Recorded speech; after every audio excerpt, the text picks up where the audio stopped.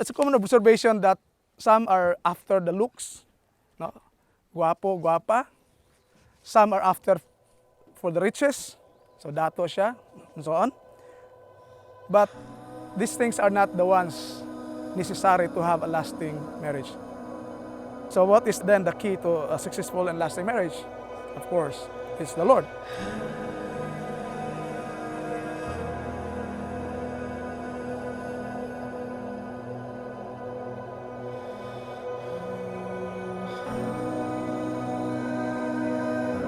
And John, when you take Jaisel to be your wedded wife, to have and to hold from this day forward, for better, for worse, for richer, for poorer, in sickness and in health, to love and to cherish till death do you part? I do. Jaisel? Okay. Will you take John to be your wedded husband, to have and to hold from this day forward, for better, for worse, for richer, poorer, in sickness and in health, to love and cherish till death do you part? I do. To my dear beloved woman, the day has finally come for both of us to be joined together.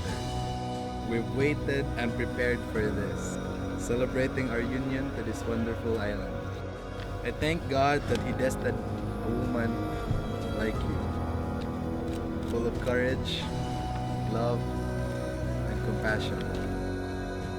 I am who I am today because of you. I vow to cherish you, to love you, and make you joyful each day for the rest of our lives. If you find a woman who loves God more than you, is that right one for you? If you find a man who loves more than you, is the one for you? Definitely, marriage is not just a bed of roses. No, problems definitely come. No, there is no such thing as marriage-free life. If we trust God, we can easily overcome these problems in life. We can always say, God is bigger than the problem. John, I love you not unconditionally, but I will love you with my all.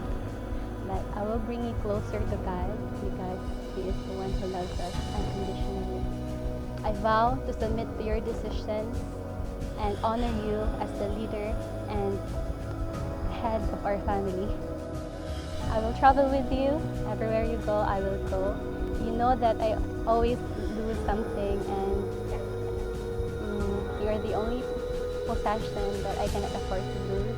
And I just seal every words that I say to you by the power and the grace of God. And thank you for giving me a new life. I love you. Let's grow with fear and love with the Lord, to live in His word, Ecclesiastes 4:12. We are surely unbreakable, and from this day on, we will never be apart again.